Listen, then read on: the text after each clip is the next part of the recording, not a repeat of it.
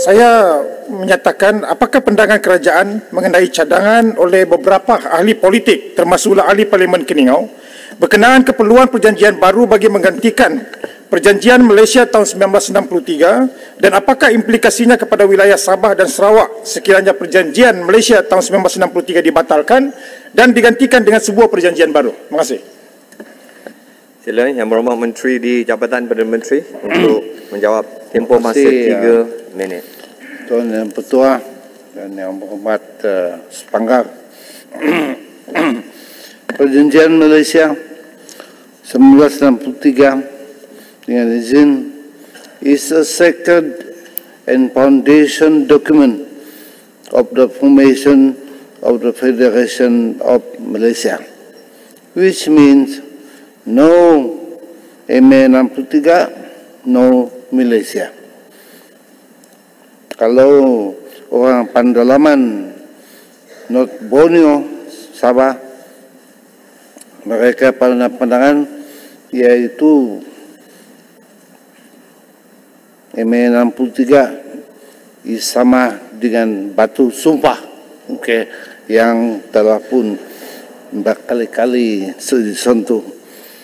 Tiada siapa yang harus mengubah perjanjian asas yang membawa kepada pembentukan Malaysia.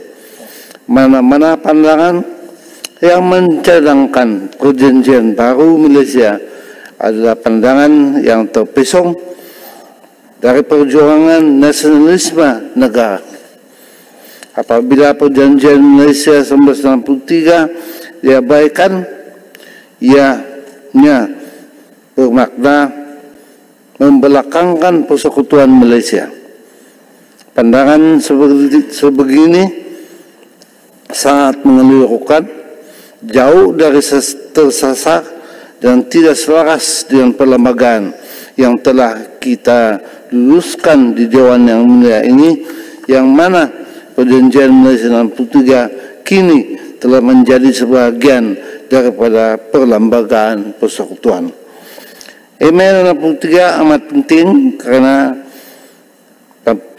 tampak tidak akan dia rujuk dan asas untuk membincangkan isu-isu yang dapat memberi manfaat kepada Sabah dan Sarawak. Kita harus memberi tumpuan kepada perkara seperti sama ada perkara yang dipersetujui semasa pembentukan Malaysia telah dipatuhi dan sama ada hak itu yang masih belum dipenuhi, maka tanggungjawab kita untuk bersama memastikan ia dilaksanakan. Dan ini juga ditekankan dalam artikel 8 perjanjian Malaysia dengan izin, and I read, the government of the Federation of Malaya, North Borneo and Sarawak will take such legislative, executive and other action as may be required to implement the assurances, undertakings, recommendations contained in Chapter 3 of the Annexes A and B of the report of the Intergovernmental Committee signed on 27 February 1963 insofar as they are not implemented by express provision of the Constitution of Malaysia.